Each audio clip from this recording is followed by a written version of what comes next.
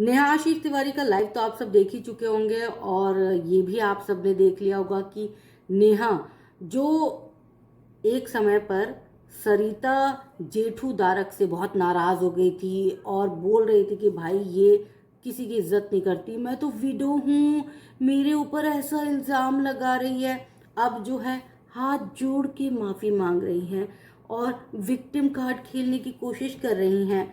सरिता जी मुझे माफ कर दीजिएगा, उस वक्त मैं आपकी बातों को समझ नहीं पाई, उस वक्त मैं नादान थी, लेकिन अचानक से जब मेरे ऊपर आरोप लगे तो मुझे समझ में आया कि आप सही थी, मैं गलत थी। काश कि मैंने उस वक्त आप सबकी बात मान ली होती तो मुझे आज ये दिन देखना ना पड़ता।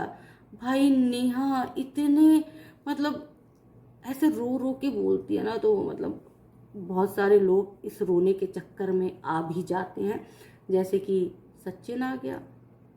खैर, सचिन का जिक्र नहीं करेंगे भाई, सरिता तक ही सीमित रहते हैं, नेहा और सरिता। अब सरिता और नेहा के बीच क्या विवाद हुआ था ये पहले आपको बता देते हैं।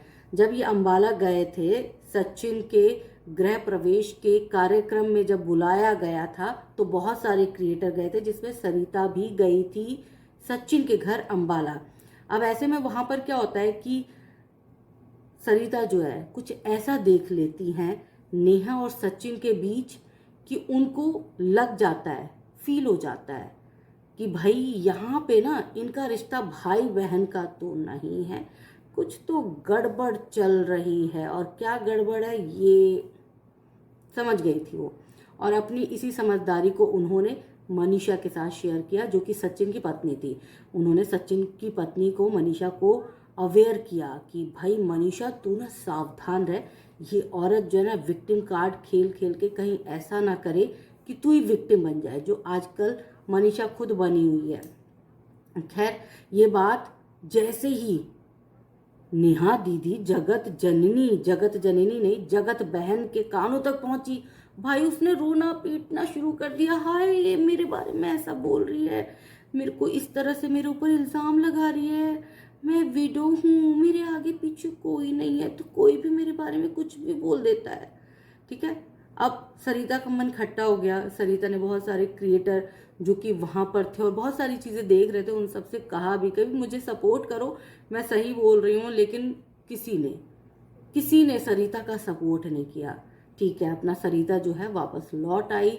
और अब जब ये सारी पोल खुली है, जगत भैया और जगत बहन के बीच में क्या चल रहा था यह ब्रेकिंग न्यूज की तरह लोगों के बीच चली गई है, तब जाके अब नेहा दीदी ने एक वीडियो बनाया और बजाय कि वो करंट के मुद्दे पर बात करती, यानी कि सचिन और मनीषा पर बात करती, उन्होंने तो सबसे पहले सरिता जी से माफी मांगनी शुरू कर दी।